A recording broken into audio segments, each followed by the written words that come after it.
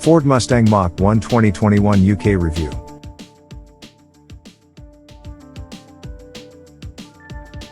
But before we start, please support us by pressing the like and subscribe buttons, so that we can continue to provide information about car and motorcycle news.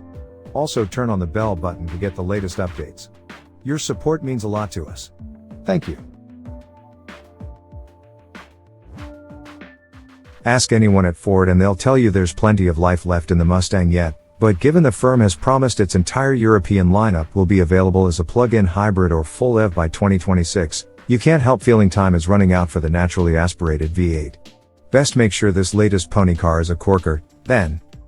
The Mach 1 effectively replaces the GT 350 that went off sale in the US last year, and is no mere styling pack. A combination of transmission, suspension and bodywork upgrades make this the most track-friendly slice of American muscle Ford has ever officially sold on this side of the Atlantic.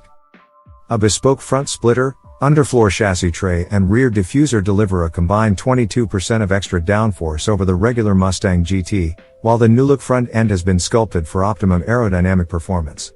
The front and rear subframes have been uprated, and the MagneRide adaptive suspension has been given a unique Mach 1 calibration, with stiffer springs and tighter anti-roll bars. Power isn't the name of the game here, although the 5.0-liter engine has received a mild power hike.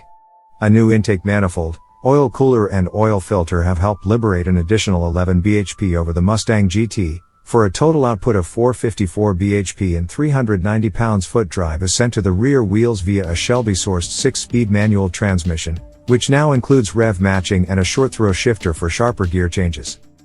What's it like? It's immediately obvious the upgrades have had the intended effect, the uniquely calibrated steering providing much more feel without adding artificial weight. This is still a heavy car with most of its weight at the front, but overall balance is surprisingly well maintained. The wider wheels, up from 9.5 inches to 10.5 inches at the front and 10 inches to 11 inches at the rear, provide noticeably more contact with the road. Driven with a focus on lap time rather than drift angle, the rear doesn't feel as loose as you'd expect from a car with a reputation for watch this moments that end up on YouTube, though it can still be leery, and the limits of grip quickly run out when pressing on with steering lock applied. The 8-cylinder soundtrack can make you feel like a hooligan at any speed, sounding menacing at idle and truly raucous as you climb towards the red line. Reverend matching is handled well, not blipping while you're still mid-gear change, and the shifter itself feels wonderfully precise now. It lacks the torque of turbocharged rivals, but acceleration is linear, plentiful and perfectly in tune with your pedal inputs. The combination is what makes the Mustang so appealing to so many, and that remains true here. Equally impressive are the Mach 1's road manners. You don't need to be on the limit to appreciate its improved control weights, and in its most comfortable setting the adaptive suspension copes well with most road surfaces and feels rather relaxed at a motorway cruise. The sportier modes let you feel every imperfection through your backside, but you'll want to swap when the roads allow to get the best from it. Just be prepared for the thirst that comes with exuberant use. After a track session, a full tank of fuel indicated 83 miles remaining. Inside, things haven't changed much from the Mustang GT, with some aluminum trim and a cue ball shift knob being the only real additions for the Mach 1. The digital instrument cluster perfectly blends modern technology and old-school analog dials, but elsewhere you get hard-molded plastics, an overabundance of dashboard switches and buttons, and a Sync 3 infotainment touchscreen that's rather compact and graphically basic.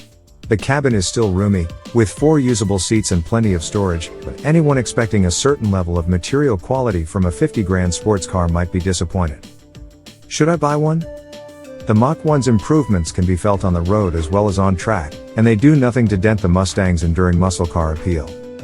But while sales of plug-in hybrids and EVs are helping Ford balance its emissions output, it seems safe to say this won't be the last of the breed, meaning you'd need to consider at least occasional circuit use to justify the £11,000 premium it carries over the standard car. Then again, with the number of UK-bound naturally aspirated V8 sports cars now in single digits, the temptation to get one while you can remain strong.